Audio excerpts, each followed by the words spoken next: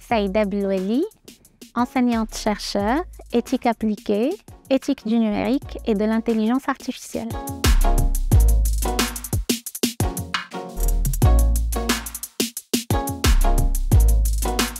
Le rythme du progrès technologique est aujourd'hui très soutenu, ce qui fait réduire les cycles d'innovation et fait émerger des technologies qui sont parfois disruptives sans être basées sur des préoccupations d'ordre durable et responsable. Et cela génère des questionnements et des interrogations d'ordre moral et éthique. Pourquoi? Parce que cela questionne notre modèle d'affaires, mais également notre modèle sociétal.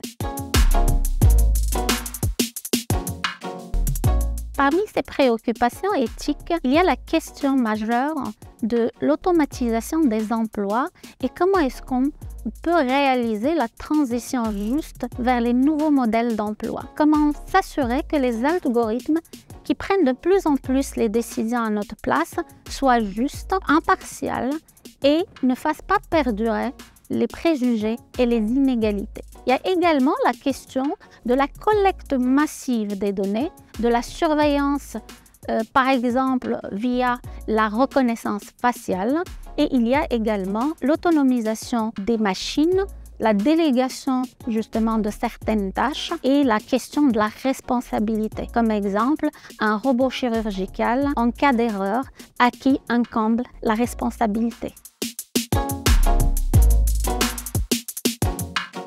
Les inégalités vont être exacerbées au sein de toutes les populations de l'humanité, mais également entre les pays et les nations. Ce qu'il est important de retenir, c'est qu'il faut se positionner, réguler, avoir une vision claire, décliner en une stratégie. Et cette stratégie, il faut qu'elle soit conquérante, agressive, il faut qu'elle préserve la population, fasse en sorte qu'il y ait beaucoup de dispositifs d'acculturation, de sensibilisation pour que tout un chacun s'approprie les outils de l'IA pour justement favoriser l'inclusion. Aujourd'hui, il faut dire que les pays n'ont pas tous des réglementations juridiques dédiées à l'usage, le déploiement et le développement de l'intelligence artificielle.